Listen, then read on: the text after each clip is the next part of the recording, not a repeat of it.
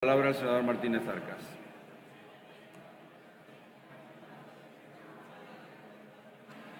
Señoría, guarden silencio, por favor.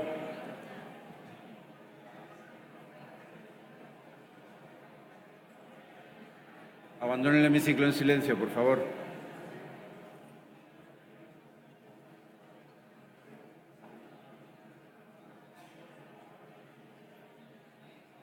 Cuando quiera, señoría. Muchas gracias, señor presidente. Señorías, con esta moción registrada antes del anuncio de convocatoria de elecciones generales, pretendíamos que el Gobierno retirase el proyecto de ley sobre el impuesto sobre los servicios digitales. Es cierto que el nuevo escenario político surgido con la convocatoria hace que, de facto, se vaya a cumplir la parte dispositiva de esta moción, puesto que, como ustedes saben, decaen todas las iniciativas legislativas una vez que se disuelvan las Cortes. Pero desde el Grupo Parlamentario Popular no queríamos dejar pasar la oportunidad de hacer una reflexión general sobre la política tributaria y fiscal y conseguir un compromiso para que la fiscalidad no sea un obstáculo para el desarrollo económico de nuestro país. Señorías, se trata, en definitiva, de elegir entre dos modelos económicos antagónicos. Ustedes, desde la izquierda radical y desde la izquierda más radical, pretenden incrementar el gasto público en 80.000 millones de euros, en 8 puntos porcentuales del Producto Interior Bruto. Su proyecto se centra fundamentalmente en engordar la Administración, restando la libertad de decisión a los ciudadanos, en definitiva, para que exista una dependencia absoluta de lo público. Y ese incremento del gasto público lo pretenden llevar a cabo de dos maneras. Por un lado, incrementando exponencialmente la presión fiscal sobre los españoles. Su planteamiento era incrementar el tipo impositivo en el IRPF hasta en 4 puntos, establecer un tipo mínimo en el impuesto de sociedades del 15%, establecer un nuevo impuesto que gravase las transacciones financieras, incrementar el impuesto al diésel para que pagarían 17 millones de españoles, o elevar las cotizaciones máximas a la Seguridad Social en un 7% y las mínimas en un 23%. En definitiva, sangrar a impuestos a los españoles, limitando nuestra capacidad de ahorro y, sobre todo, nuestra capacidad de consumo e inversión. Su proyecto consistía en que cada uno de nosotros tuviéramos que pagar de media anual 2.000 euros más de impuestos. En segundo lugar, pretendían financiar este incremento del gasto con más deuda. Su política de gasto descontrolado nos lleva a no cumplir con los objetivos de déficit pactados con nuestros socios comunitarios. Y saben ustedes perfectamente cómo se financia ese déficit, incrementando la deuda. Ustedes nos dejan un agujero presupuestario de cerca de 13.000 millones de euros. Y eso lo pagaremos de nuevo todos los españoles con sus correspondientes intereses y con mucho esfuerzo.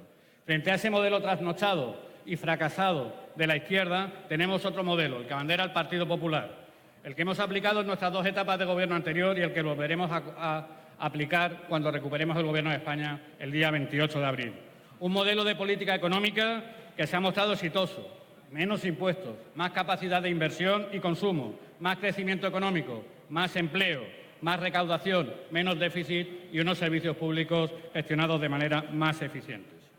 Señorías, el señor Sánchez, el que está a favor del progreso, pero de su propio progreso, aprobó un proyecto de ley el pasado mes de diciembre por el que quería sangrar a las empresas tecnológicas españolas con 1.200 millones de euros.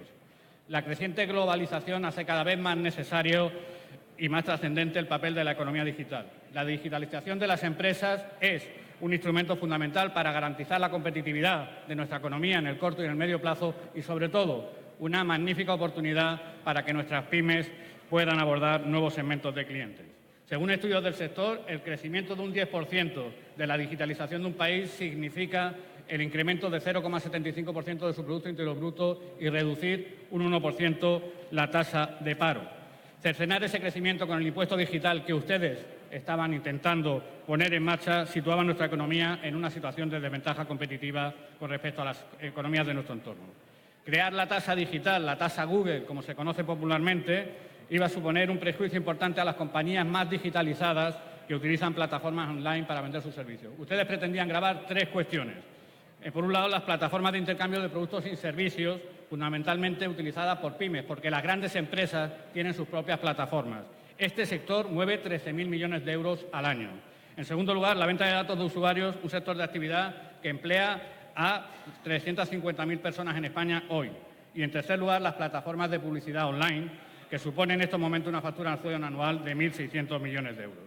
Las compañías del sector encargaron un estudio independiente para analizar las consecuencias de este impuesto sobre nuestra economía y los efectos son demoledores. Las compañías perderían, principalmente pymes y startups, en torno a 600 millones de euros de beneficio al año, con el consiguiente impacto que eso tendría en el empleo.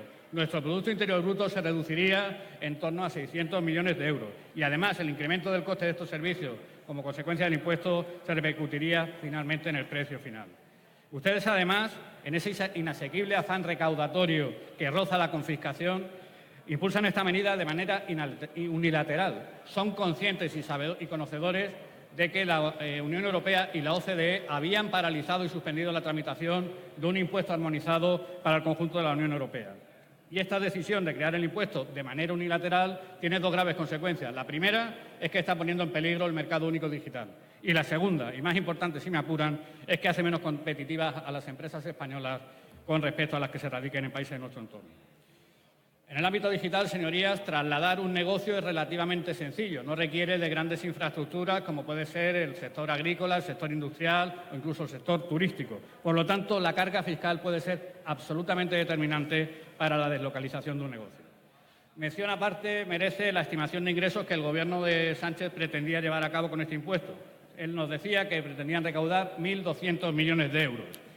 Eso genera sonrojo. La Unión Europea, en sus cálculos respecto a ese impuesto que pretendía crear de manera armonizada, pretendía recaudar para el conjunto de Europa, por un impuesto muy similar, 5.000 millones de euros.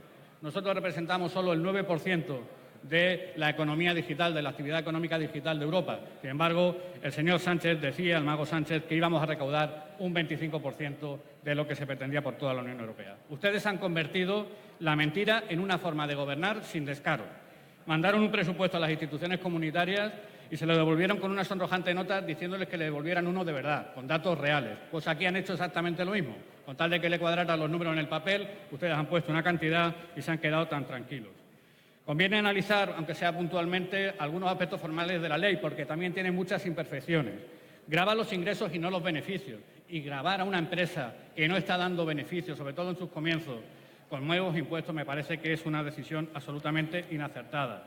Además, lo quieren calificar como un impuesto indirecto cuando obviamente es un impuesto directo, sin ninguna progresividad. Ustedes graban el 3% de los ingresos que se produzcan en la empresa sin ningún tipo de progresividad. Y les auguro gran conflictividad porque hay una doble imposición con el impuesto de sociedades.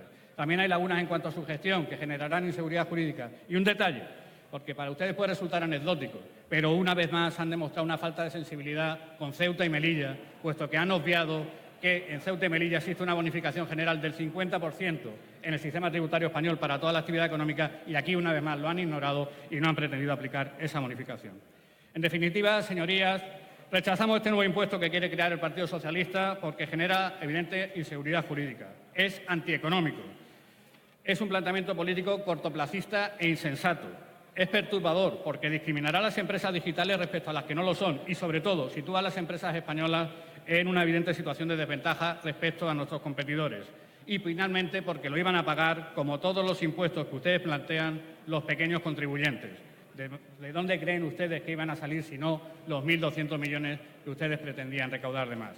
En consecuencia, pretendemos que renuncien a lastrar el desarrollo de la economía digital más de lo que ya lo hacen con su sola presencia en el Gobierno.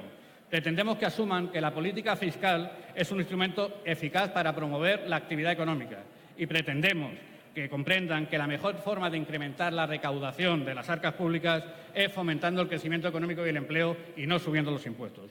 Por eso les pedimos que apoyen esta moción y se comprometan a no tramitar, si es que alguna vez vuelven al Gobierno, que espero que no, un impuesto sobre los servicios digitales. Muchas gracias.